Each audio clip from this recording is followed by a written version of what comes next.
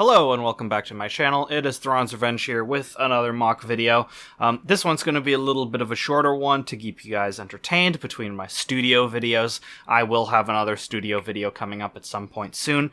Probably not on the usual Monday, as New Year's Day is my birthday, so I will be busy celebrating with friends and family for a couple of days. Birthday, New Year's Eve kind of stuff and all that stuff. So probably maybe Tuesday, maybe Wednesday is when that video will come out. So this should keep you satiated for a little bit while I finish with my activities and then start that video for you. So on today's video, this is a hodgepodge of designs. This model is based off of the Clone Personnel Walker. This vehicle was seen in the Star Wars Galactic Battlegrounds clone campaign. The add-on came out in 2002 for the RTS that is based off of the the Age of Empires kind of engine it's basically an Age of Empires Star Wars RTS reskin that was designed in 2002. So this model is an Imperial version of the Clone Personnel Walker. The Clone Personnel Walker doesn't really have a lot of information about it, since it was a very simplistic unit that was in the game. I found it by just kind of looking around at inspiration images of just something to build. The reason I ended up choosing this specific model was because of the turret. This turret is my multi-purpose turret design. You can get that on Rebrickable for free. I had another one of these turrets on top of the turret that was already on my Imperial Recon unit. So because of that, since I had another one, I wanted some sort of model to put it on. I tried making something custom, like completely custom, and nothing was really working out until I saw this model. Until I saw the concept art for the Clone Personnel Walker, which you will see right here.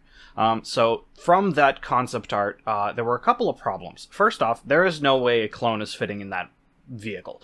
The only way a clone is fitting in that is if you cut the clone up into pieces. So I had to redesign the size of it because a clone couldn't fit in it in the way it was currently designed. So I had to make mine much bigger, but I tried to make it as small as possible to get a minifig to still fit inside. So the thickness of the model in the base is 3 studs, and that was able to still fit a person without any real problems. So I'll show you guys kind of the details. So this whole thing is able to pivot upwards. So this whole section is able to go up, and right in there is the Stormtrooper that is in there. So instead of it being called the Clone Personnel Walker, it is called the Imperial Personnel Walker, or IPW. Since this vehicle doesn't actually exist, everything's made up. I just made stuff up because I thought it was cool. So this whole thing is able to open, and then it's able to close. The turret on top is able to spin around. It is connected by a single stud point. You can see that on the Rebrickable instructions that I have designed for this guy.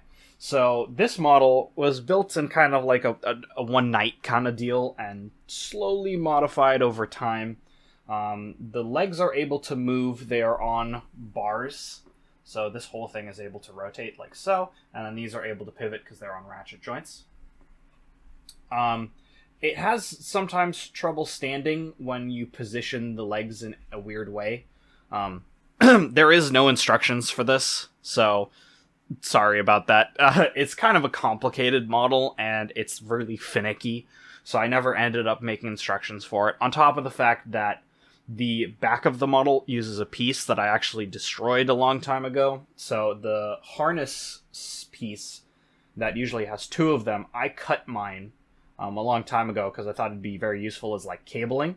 So I wrapped that around through the back right here, and that is clipped on to the back. So this whole system back here that I added for like greebling is really complicated, and I don't want to figure out how to replicate it in Studio. It would be a lot of work to get this to look as nice as it does IRL. So it's just one of those models that I was like, I don't see a need to make this into instructions. If all of a sudden a bunch of people are like, I'd like instructions for this, I probably would. But there need to be enough interest for me to be interested in doing that.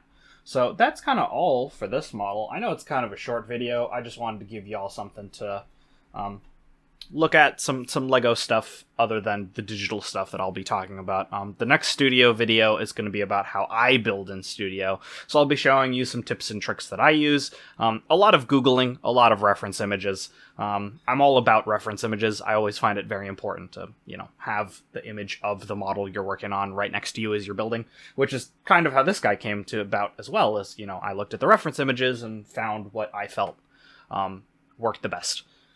So yeah, I hope you guys enjoyed the video. Like, comment, subscribe, all that jazz. I'll probably be, again, busy during the New Year's Eve, New Year's Day, a couple of days after. So I hope to get back to the usual schedule of things. And I'll see y'all in the next video. And if you're around, check out some of my streams. I'm hoping to do a birthday stream of me building the UCS AT-AT. So hopefully I'll see you around for that. And until then, peace out.